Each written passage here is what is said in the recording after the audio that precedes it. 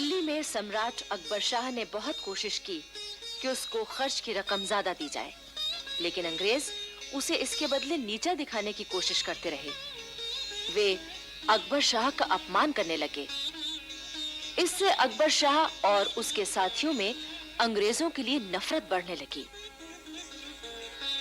सन 1837 में अकबर शाह की मृत्यु हो गई। उसका बेटा बहादुर शाह अपने पिता के सिंहासन पर बैठा। सम्राट बहादुर शाह ने भी अपने खर्च की रकम को बढ़ाना चाहा, लेकिन उसे जवाब मिला, अगर आप अपने बचे खुचे अधिकार कंपनी को सौंप दें तो आपके खर्च की रकम बढ़ा दी जाएगी। लेकिन बहादुर शाह ने इसे नहीं माना। इससे जहां बहादुर शाह के दिल में अंग्रेजों के प्रति नफरत बढ़ी, वहीं अंग्रेज इस कोशिश में लग गए कि किसी तरह दिल्ली की बादशाहत को ही क्यों न खत्म कर दिया जाए। बहादुर शाह ने यह भी चाहा कि बेगम जीनत महल के पुत्र जवां बख्त को युवराज नियुक्त कर दिया जाए।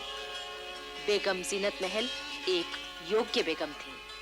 उनमें संगठन शक्ति बड़ी जबरदस्त थी, इसलिए अंग्रेज उनसे घबराते थे और उनकी कोई बात मानने के लिए तैयार न थे। जाहिर है कि बेगम जीनत महल के शहजादे जवां बख्त को वो कैसे युवराज बनने देते। बादशाह बहादुर शाह ने अपने शहजादों के दस्तखतों से अंग्रेजों को खत भिजवाया कि वे चाहते हैं कि शहजादे जवां बख्त को युवराज बना दिया जाए। इस पर अंग्रेजों ने एक नई चाल खेली। उन्होंने एक शहजादे मिर्जा कोयाश को अपनी ओर मिला लिया। उससे यह समझौता कर लिया कि उसे केवल शहजादा कहा जाएगा। वो दिल्ली का किला खाली कर देगा और सिर्फ 15,000 रुपए मासिक पेंशन लेगा। अंग्रेजों ने सन 1856 में बहादुर शाह को भेंट और नजर देना बंद कर दिया। उन्होंने गवर्नर जनरल की मोहर पर से दिल्ली सम्राट का विशेष सेवक शब्द निकाल दिए। बादशाह की खुलेआम उपेक्षा होने लगी। कंपनी का जो सिक्का बादशाह के नाम पर ढाला जाता था, वो भी बंद कर दिया गया। बहादुर शाह के साथ होने वाले इस दुर्व्यवहार का फल ये हुआ कि बहादुर शाह और दिल्ली की जनता में विद्रोह की चिंगारी भड़क उठी। इसी चिंगारी ने 1857 में ज्वालाओं का रूप ले लिया था। 1857, जबकि भारतीय स्वतंत्रता संग्राम शुरू हुआ। लेकिन यह संग्राम किसी एक घटना का परिणाम न था, बल्कि भारत में ब्रिटिश साम्राज्य के बढ़ते हुए प्रभाव और अंग्रेजों द्वारा किए जा रहे जुल्मों का फल था। एक ओर दिल्ली के सम्राट बहादुर शाह जफर के मन में अंग्रेजों के प्रति घोर घृणा बैठ चुकी थी, तो दूसरी तरफ वो हर समय इसी चिंता में डूबे रहने लगे कि किस प्रकार मुल्क से अंग्रेजों को निकाला जाए। उधर अवध में नवाब वाजिद अली शाह का शासन समाप्त करने के लिए अंग्रेजों ने वाजिद अली शाह को बहुत बदनाम किया। सच तो यह है कि वाजिद अली शाह ने गद्दी पर बैठते ही सेना को सुधारने के लिए बड़े कड़े नियम बनाए थे। वे रोज सवेरे अपनी सेना से कवायद करवाते थे और खुद भी घोड़े पर मौजूद रहते थे। कंपनी के अफसरों को नवाब की हरकतें भला कैसे पसंद आती? लॉर्ड डलहौजी की आज्ञा से लखनऊ का रेजिडेंट आउटरम वाजिद अली शाह से मिलने आया है। नवाब साहब, कंपनी के गवर्नर जनरल लॉर्ड डलहौजी चाहते हैं कि आप इस कागज पर दस्तखत कर दें। क्या लिखा है इसमें? आप खुद पढ़ लीजिए। मैं वाजिद अली शाह खुशी से अपनी सल्तनत कंपनी को देने के लिए राजी हूँ। नहीं नहीं नहीं नहीं, हरगिज़ नहीं। आपका भलाई इसी में है कि आप दस्तखत कर दें। कंपनी सरकार से झगड़ा करना अच्छा नहीं। ले जाइए इसे और कंपनी सरकार को हमारा फैसला सुना दीजिए। 3 दिन बाद कंपनी की सेना लखनऊ के महल में जबरदस्ती घुस गई। महलों को लूटा गया, बेगमों का अपमान किया गया, वाजिद अली शाह को कैद करके कलकत्ते भेज दिया गया और पूरे अवध पर कंपनी का कब्जा हो गया।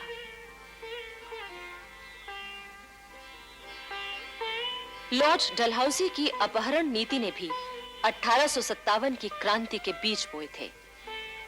डलहौजी ने भारतीय नरेशों पर यह पाबंदी लगाई थी कि अगर उनके अपना पुत्र न हो तो वे कंपनी की मंजूरी के बिना किसी को गोद लेकर राज्य का उत्तराधिकारी नहीं बना सकते। अपनी इस नीति के जरिए डलहौजी ने किसी न किसी बहाने से बहुत सी रियासतों को कंपनी के अधिकार में ले लिया था। सतारा, पंजाब, नागपुर, सिक्किम, संबलपुर आदि रियासतें इसी तरह ली गईं। किंतु सबसे विस्फोटक स्थिति उत्पन्न हुई झांसी में। झांसी के राजा गंगाधर राव की मृत्यु 21 नवंबर 1853 को हुई। मृत्यु से पहले उन्होंने अपने ही कुल के एक बालक दामोदर राव को गोद लिया था और कंपनी को इसकी सूचना दी थी। लेकिन लॉर्ड डलहौजी तो झांसी को हड़पना चाहता था। 13 मार्च 1854 को एक ऐलान द्वारा झांसी की रियासत जबरदस्ती कंपनी के राज में मिला ली गई। झांसी की रानी लक्ष्मीबाई ने डलहौजी के आदेश का कड़ा विरोध किया। उधर दक्षिण में पेशवा बाजीराव के गोद लिए पुत्र नाना साहब के साथ भी कंपनी सरकार कुछ कम अन्याय न कर रही थी। इससे नाना साहब के दिल में अंग्रेजों के लिए घृणा पैदा हो गई।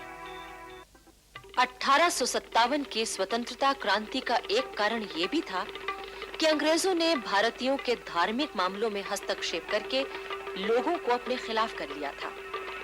इससे चारों ओर असंतोष फैल चुका था। देश के तमाम वीर नेता विद्रोह के लिए तैयार थे। झांसी की रानी लक्ष्मीबाई, तात्या टोपे, बिहार केसरी बाबू कुंवर सिंह, नाना साहब पेशवा, सभी के दिल में क्रांति की आग सुलग चुकी थी। बहादुर शाह जफर ने देश के इन तमाम लोगों से संपर्क किया और क्रांति के लिए उन्हें तैयार किया। उधर बिठूर में नाना साहब के सलाहकार अजीमुल्लाह खान ने क्रांति के लिए एक गुप्त संगठन बनाया और इस तरह दिल्ली के बादशाह बहादुर शाह जफर के झंडे के नीचे मिलकर विद्रोह करने का निश्चय किया। इस विशाल गुप्त संगठन के लिए धन की कमी न थी। बैरकपुर से पेशावर तक और लखनऊ से सतारा तक हजारों राष्ट्रीय फकीर और साधु घूम-घूम कर एक-एक गांव और एक-एक पलटन में स्वतंत्रता संग्राम का प्रचार करने में जुट गए थे। उस समय क्रांति के 5 मुख्य केंद्र थे: दिल्ली, बिठूर, लखनऊ, कलकत्ता और सतारा। क्रांति के इस प्रचार में तमाशा, पवाड़ों, लावनियों और कठपुतलियों, नाटकों आदि का सहारा भी लिया गया। फकीर और साधु प्रचारकों को सवारी के लिए हाथी और मदद के लिए सिपाही दिए गए थे। सन 1857 के शुरू के दिनों में नाना साहब और अजीमुल्लाह खान तीर्थ यात्रा के बहाने बिठूर से निकले। नाना साहब का भाई बाला साहब भी उनके साथ था।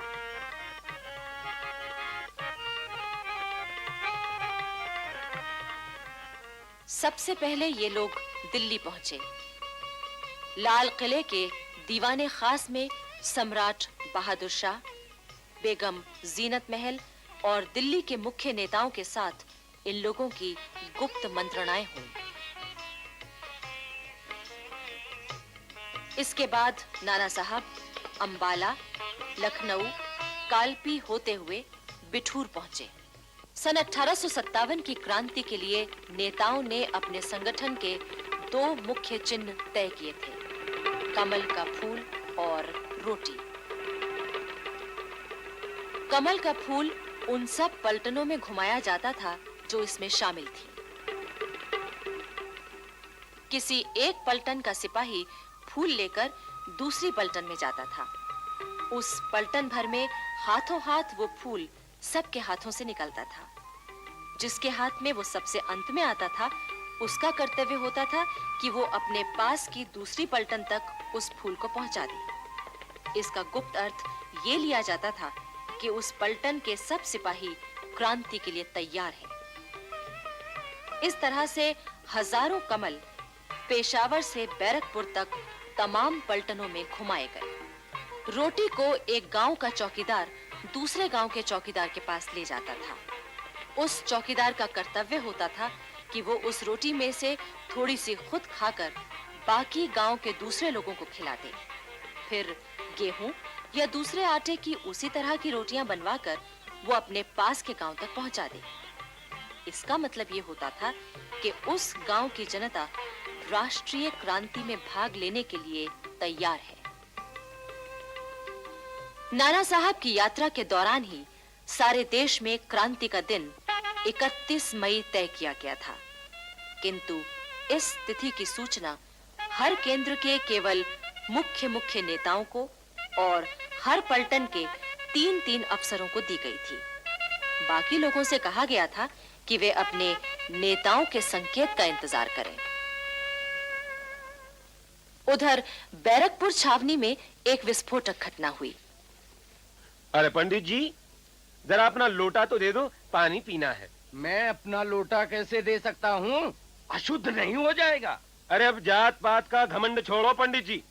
तुम्हें शायद मालूम नहीं है, अब तो तुम्हें अपने दांतों से गाय और सुअर की चर्बी काटनी होगी। हाँ, क्या बकते हो? सही कह रहा हूँ पंडित जी। अब जो नए कारतूस बने हैं, उनमें जानबूझकर ये दोनों चीजें लगाई जा रही हैं। हाँ, गाय और सुअर की चर्बी लगे कारतूसों ने उस समय की हिंदुस्तानी फौज में चिंगारी का काम किया।